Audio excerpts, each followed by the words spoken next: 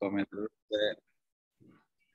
Saya belum lihat bukunya ya, karena belum. Keponakan saya yang beli juga salah alamat pengiriman ke kantor dia di Senen, jadi kemudian sampai ke saya. Buku itu berarti udah lama ya, masih Doktorandus ya, ini ya.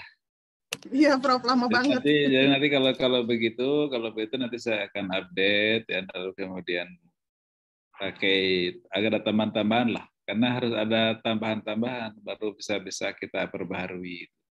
Kalau itu jelas 92 ini, Prof. Bukunya 92 ini. 92. Pengantar penulis. Iya. 92, ampun. Berarti udah 24 tahun ya. Iya. 30 tahun ya, 30 tahun ya. Hampir 30 tahun ya. 29 tahun, ampun. Sudah lama sekali ya. Jadi saudara-saudara masih belum lahir, belum ada embrionya itu udah keluar. Saudara-saudara gini. Hal-hal yang unik di situ kan tadi saya dengar bahwa ada pernyataan yang sama dari buku itu yang saudara baca ya, bahwa ijma itu tidak disepakati oleh semua Islam. Kenapa? Karena Syiah menolak. Clear itu berarti saya waktu nulis buku itu mengatakan Syiah itu part of Muslim society. Syiah itu Muslim. Walaupun MUI sekarang mengatakan dia tidak. Tapi kita melihat bahwa Syiah itu adalah Muslim karena dia adalah pengikut Ali bin Abi Thalib, pengikutnya Ali bin Abi Thalib. Walaupun memang ada perbedaan-perbedaan dalam sistem keyakinan atau simpel dengan orang-orang Sunni. Itu yang pertama yang perlu saya sampaikan. Kemudian yang kedua, sebelum sampai kepada penjelasan detail masing-masing ya, ijma. Rata-rata buku nulisnya adalah ijma ulama. Saya tidak bisa mengatakan ijma ulama waktu nulis itu.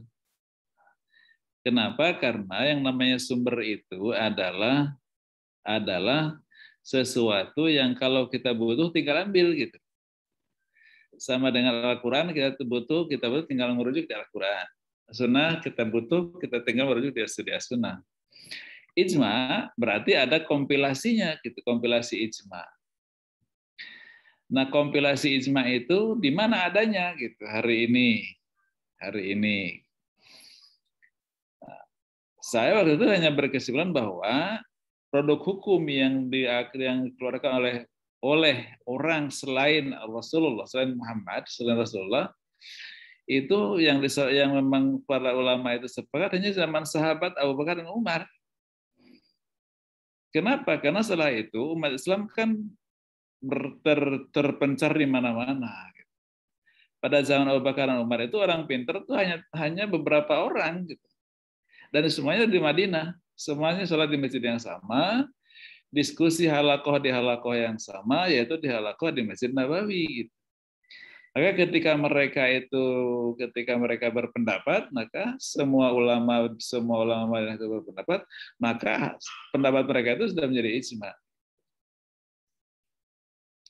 Nah, sedangkan ijma ulama setelah itu nggak akan ada lagi, gitu. Apalagi dengan 5 persyaratan yang diminta oleh Wahab Az-Zuhaili kan, Anda tadi ngutip 5, yang presentasi pertama ya. Tapi baru 2 udah berhenti, yang ketiga kelimanya nggak muncul itu. Persyaratan ijma itu ada 5. 5, 1, 2, 3, 4, dan 5. Saya juga nggak tahu 3, 4, 5-nya apa. Itu kan udah nggak ingat lagi. Karena saya kan bukan ahli hukum sekarang, tidak lagi ahli hukum ya. Dulu ketika mengawali karir, saya pengajar fikih, usul fikih yang kayak gini nih, hukum. Tapi begitu profesor convert ke pendidikan, gitu. Karena nggak tahu lah prosesnya seperti itu. Kembali ke tadi bahwa ijma itu hanya ada pada zaman sahabat, yaitu Abu Bakar dan Umar. Kenapa? Karena orang-orang pinter di dunia Islam waktu itu hanya ada di Madinah. Dan mereka kumpul di Madinah, gitu. Produk-produknya apa ya? Produk-produk hukum pada zaman Abu Bakar dan Umar, gitu. Pada zaman Abu Bakar dan Umar itu produk-produk hukum pada zaman Abu Bakar dan Umar. Apa aja contohnya? As-sirqah fi amil majah itu tidak ada hukum potong tangan gitu. Jadi orang mencuri dari orang kaya pada masuk musim paceklik itu tidak ada hukum potong tangan. Kenapa? Karena Umar melakukan itu gitu loh. Tidak ada hukum potong tangan gitu. Karena dia mencuri bukan untuk kepentingan dia dan bukan untuk karena dia memang ingin mencuri barang itu, tapi karena banyak orang yang lapar, orang kayanya nggak memberikan zakat.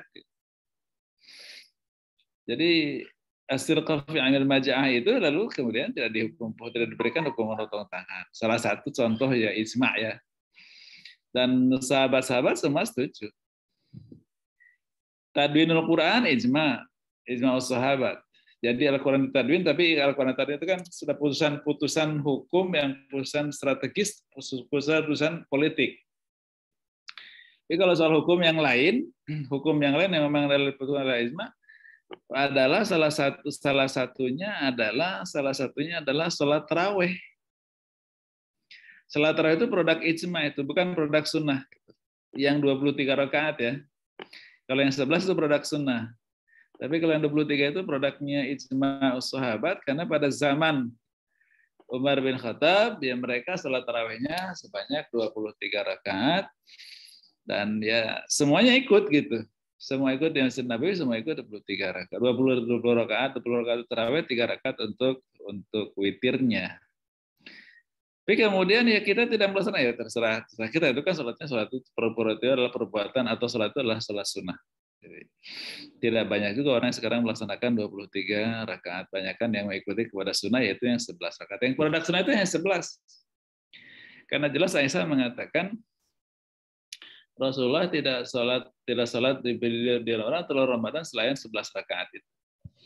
Tapi dia 11 konsisten di luar Ramadan juga segitu, dalam Ramadan juga segitu. Kata Aisyah, kata istrinya sendiri ya.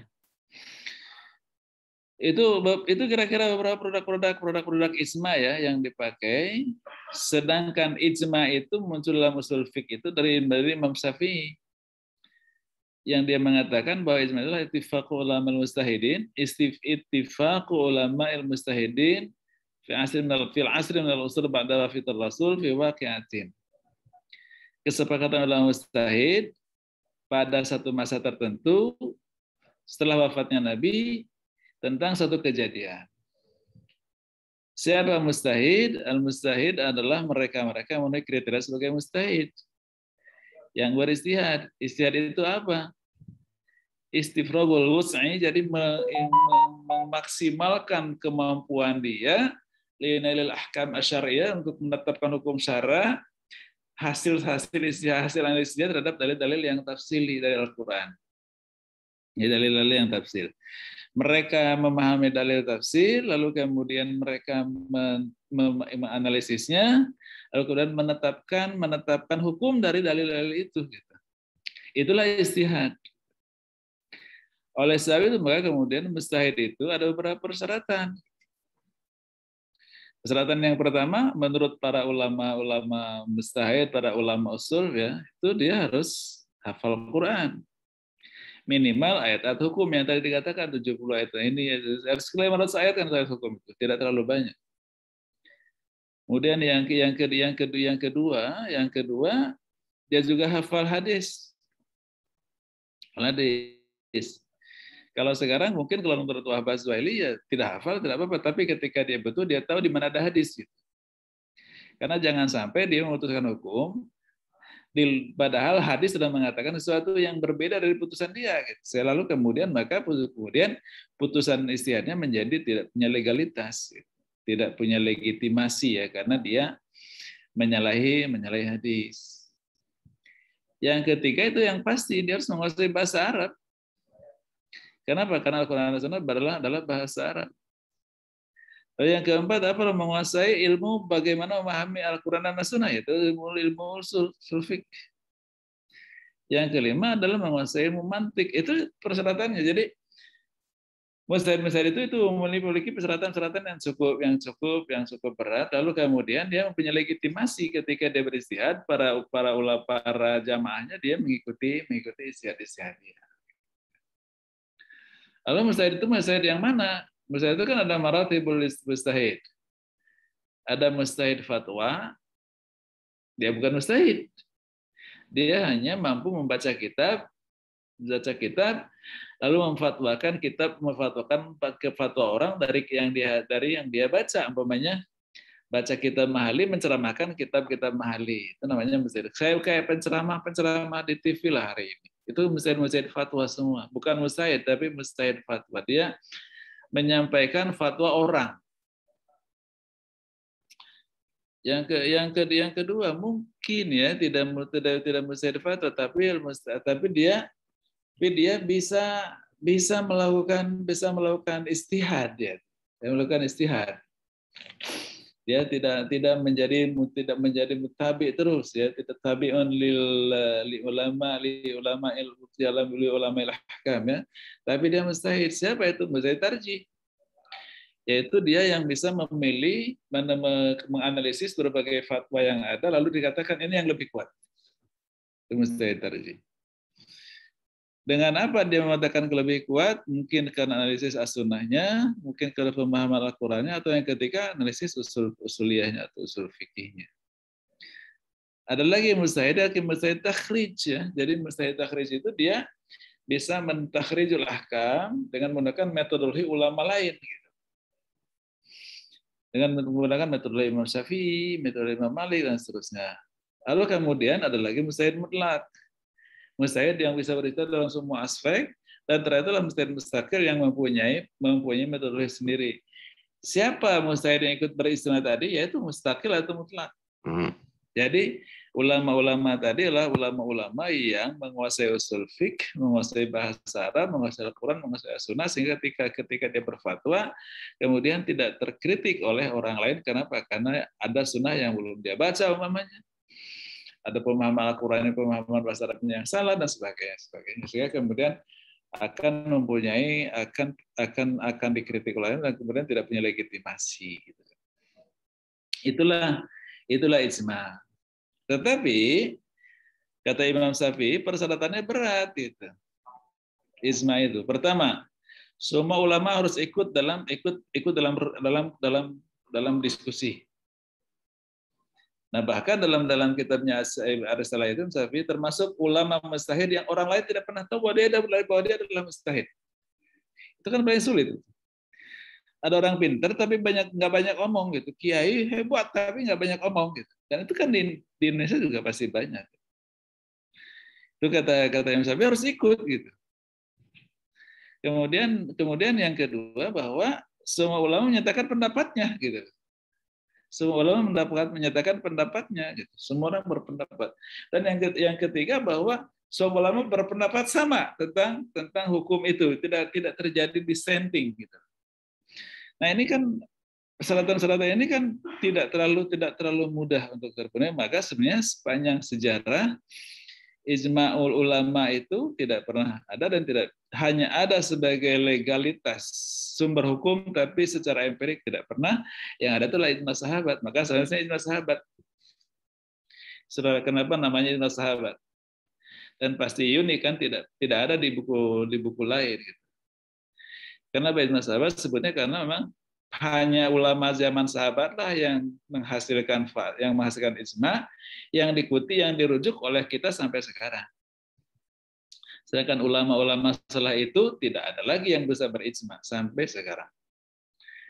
Maka sekarang kalau ada MUI berdiskusi menghasilkan putusan hukum namanya fatwa. Fatwa itu adalah pendapat ulama yang kata Imam Al-Ghazali, pendapat ulama yang posisi hukumnya itu zanni.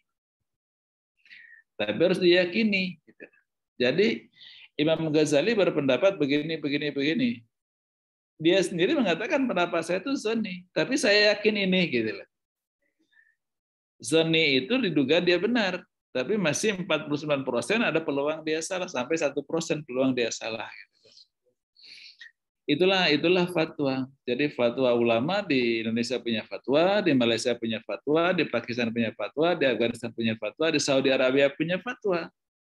Semuanya fatwa, semuanya punya fatwa. Yang fatwa itu semua posisinya zanni.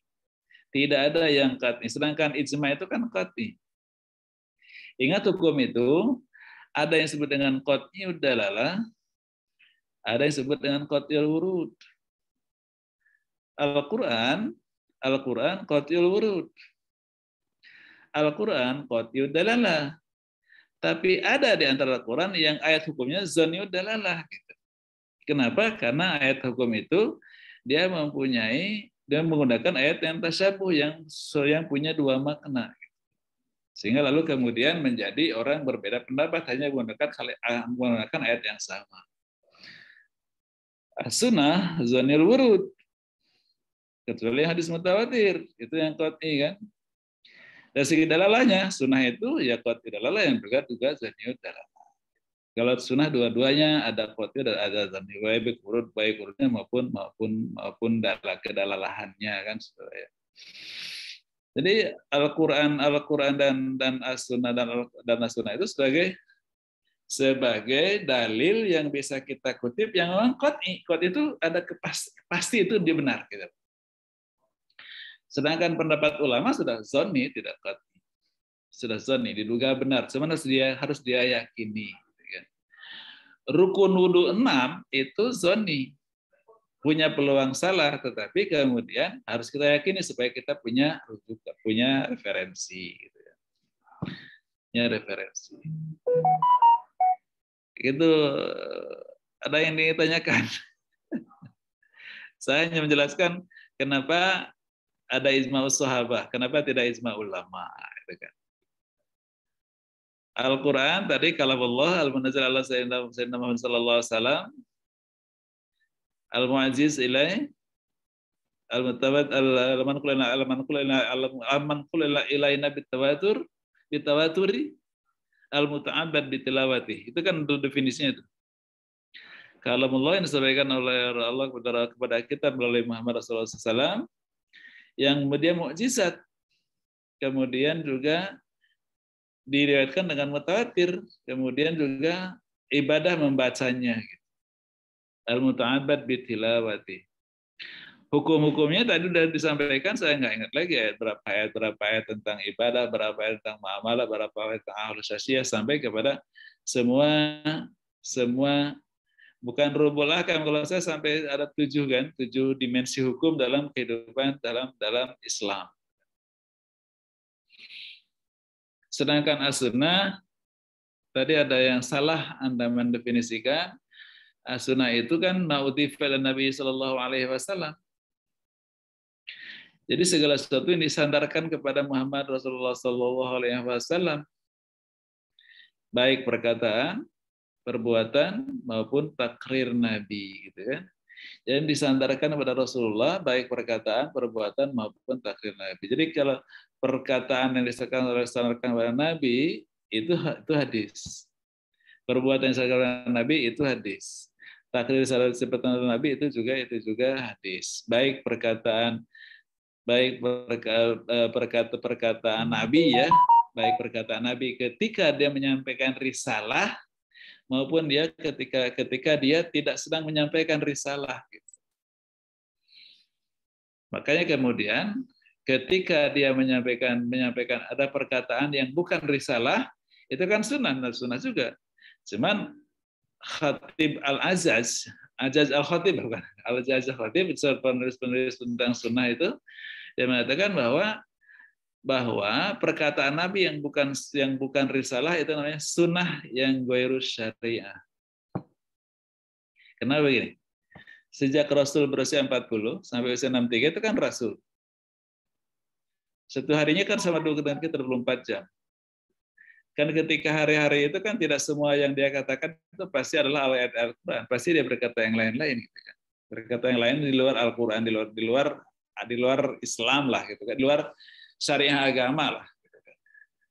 Tapi kemudian para ulama ingin mengatakan bahwa apapun yang keluar dari Rasulullah itu benar gitu, walaupun dia tidak sedang menyampaikan ayat Al-Quran gitu, walaupun beliau sedang bercandaria gitu, itu adalah kebenaran katanya. Maka disebut dengan sebagai sunnah yang ghairu syariah, sunnah yang bukan syariah.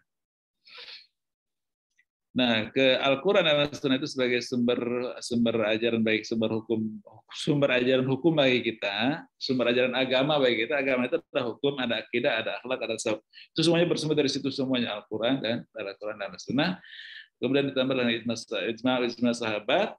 Lalu kemudian nanti muncul metode-metodenya, ada kias, ada istilah dan sebagainya, adalah metodologi bagaimana mengembangkan pemikiran-pemikiran hukum. Udah setengah jam saya menyampaikan. Ada yang ingin ditanyakan dulu kepada saya sebelum nanti Bu In akan memberikan penekanan. Ada yang ditanyakan?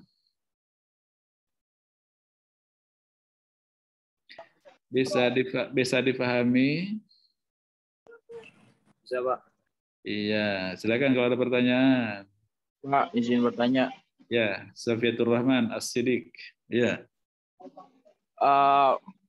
Kan tadi di pembahasan ada hadis mutawatir, masyhur, sama ahad, Pak ya. Nah dia. Tapi saya belajar itu masyhur itu bukannya termasuk dari hadis ahad, Pak. Oke, gini. Ini Irfan Maulana yang nanya ya, bukan Safiatur Rahman. Ya, Irfan, Prof. Irfan Maulana. Okay. Irfan, Pak. Ini Irfan. Jadi dilihat dari segi jumlah perawinya hadis itu, kan perawi itu ada generasinya. Sebenarnya tobakot kan ada tobakot sahabat, tobakot tabiin, tobakot tabiin sampai kepada perawi yang terakhir yaitu generasinya Bukhari, Muslim, Abu Daud, dan kemudian Nasai dan Ibnu Majah dan Ahmad bin Hanbal. Ahmad itu kan tidak dimasukkan oleh orang. Kenapa? Karena gak banyak hadis yang dhaif itu masuk dalam bukunya Ahmad bin Hanbal. Maka sampai orang itu megang sampai di Ibnu Majah yang 5 di Kutubus Sunan itu. Oke. Dan mereka itu bikin kitab-kitab sunnah itu setelah mereka tarjih, setelah mereka analisis kesahihan hadisnya itu. Baik, saya ingin jelaskan dulu tadi tentang masyhur ya. Dilihat dari segi jumlah perawi pada setiap tabaqatnya, ada yang jumlah perawi yang tidak mungkin sejumlah itu mau sepakat dusta. Itulah mutawatir. Maka saya katakan setiap hadis mutawatir itu menjadi qat'iyul wurud, pasti datangnya benar gitu. Nah, berapa jumlahnya? Imam Syafi'i mengatakan 40. Imam Syafi'i itu senangnya di angka 40 ya. Jumlah minimal jamaah salat Jumat 40 orang. Jumlah minimal komunitas masjid 40 ke kiri, ke kanan, ke depan, ke belakang gitu. Arba'in, selalu arba'in. Yang mutawatir juga kata Imam Syafi'i 40. Kalau 40 perawi hadis meriwayatkan hadis yang sama, maka hadis itu mutawatir. Pasti benar. Karena tidak mungkin orang ada yang ingin bersepakat untuk dusta. Nah, di bawah 30, di bawah 40, 39 sampai ke 3 itu sebutnya sebagai hadis masyhur. Masyhurun itu apa? Banyak orang meriwayatkan hadis yang sama tapi masih kemungkinan mereka bersepakat dusta. 4 orang, 5 orang ngumpul bareng-bareng, ngopi bareng-bareng, kita lihatkan di hadis ini gitu kan. Pakai format hadis, pokoknya Nabi Hurairah bla bla bla bla bla. Kan an Abi Hurairah radhiyallahu anhu qala Rasulullah sallallahu al-badinjan sifaun likulli dawa rawahu bla bla bla, Ibnu Majah atau siapa kan. Itu ada hadis itu namanya itu contoh hadis dhaif ya. Karena Abu Hurairah itu paling banyak meriwayatkan hadis pada zaman sahabat, dari generasi sahabat. Maka orang seringkali kalau hadis dhaif disanadkan kepada Abu Hurairah. Dari Abu Hurairah lalu kalau Rasulullah SAW bersabda, terong adalah obat untuk segala macam penyakit. Rawahu Ibnu Majah atau rawahu Ahmad. Itu kan karena disandarkan oleh Rasulullah maka jadi hadis. Tapi apakah itu hadis itu sahih gitu kan? Hadis itu sahih. Pertama, jumlah perawinya berapa orang? Oh, ada 4 orang nih. Masih sepakat dusta. Kalau bisa apa? Karena di bawah 39. Gitu. Masyhur sih dari segitu. Tapi apakah dia sahih? Lihat matannya. Kalau ada ilat dalam matan, ada syad dalam matan, maka dia jadi dhaif. Maka kenapa? Karena Imam Syafi'i menetapkan, bagaimana kami menyampaikan persyaratan hadis itu sahih itu 5. 1 itu sanad, 2 adalah rawi, 3 dhabtur rawi, 4 bila sadzin, 5 bila ilatin. Kalau sad dan ilat itu menjadi hadisnya dhaif. Maksud itu. Yang ahad itulah minimal maksimal 2 orang. Yang 1 orang sebetulnya hadis gharib. Ahad dan gharib itu semakin lemah, ya tidak masuk. Kenapa? Karena hanya 1, apalagi kalau hanya 1 orang, tidak ada yang mengkritik gitu kan. Kalau perawinya 1 orang, biasanya orang nggak mau terima karena nggak ada yang mengkritik dia. Artinya tidak ada yang mengkritik dia, tidak ada yang mengkritisi dia. Kalau 2 orang, tapi jangan-jangan oleh temannya, kalau temannya kita juga nggak kepercaya. Makanya kemudian kalau perawi tiap tabaqat itu ada 2 orang, kalau 1 tabaqat hanya 2 orang, maka hadis itu langsung dikeluarkan dari hadis sebagai hadis. Karena minimal untuk sahih itu dia adalah harus masuk. Itu sahih ya. Untuk gharib itu hadis gharib ahad dan gharib itu langsung dikategorikan sebagai hadis-hadis yang dhaif, hadis-hadis yang ditinggalkan, hadis-hadis yang sebutnya maudhu, hadis yang diada-adakan oleh para perawi yang suka ngedusta lah. Suka ngedusta mungkin kalau sekarang itu apa ya? Buzzer ya. Kira-kira begitu. Jadi orang pada zaman itu juga banyak jadi orang-orang yang suka mengganggu Islam lalu kemudian meriwayatkan sebuah kalimat-kalimat yang sebenarnya kalimat itu seperti hadis, formatnya hadis tapi dia sebenarnya bukan hadis. Itulah yang disebut dengan hadis maudhu, yang perawinya itu biasanya gharib atau ahad. Gharib itu 1 orang, ahad itu 2 orang. Jelas Irfan ya? Jelas, Irfan, Pak. jelas ya gitu. Jadi masyhur itu dia perawinya 3 orang ke atas sampai 39, mutawatir 40 orang. Pada setiap tabaqat ya, semua tabaqatnya itu biasanya sampai Nabi sampai kepada Bukhari itu biasanya 5 sampai 6 tabaqat. Makanya kalau baca hadisnya buku Bukhari kan an-annya banyak, sampai 5 atau 6 level gitu. Kenapa? Karena itu adalah 6 tabaqat, 6 generasi ulama. 6 generasi itu orang berjumpa jadi orang berjumpa. Kalau saudara berjumpa saya lahir 57. Saudara lahir 2001 umpamanya kan, atau tahun 2002 itu lahir kan. Jadi saudara 57 berarti tahun 2002 itu di usia 64 gitu kan, 64. Kamu usia di 2022 ya, 2022 ini di 2000 apa? 22 sekarang 2021 ya. 2021 ini di usia 64, kalian kamu berusia 21 atau 22, berarti ada kemungkinan itu ittisalus sanad gitu. Tapi kalau ada orang lahir di usia di tahun 2021 dan saya meninggal di usia tahun 2021 dan mengatakan ana derosada, itu namanya munqati, terputus, karena nggak mungkin saya waktu meninggal meriwayatkan kepada orang yang baru lahir. Atau anak itu minimal dia harus berusia 15 ketika saya meninggal.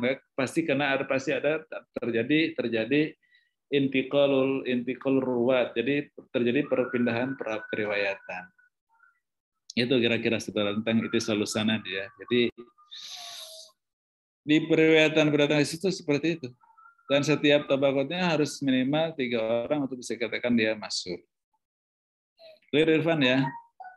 Iya, Pak. Pak, ya, satu lagi, Pak. Ya, silakan.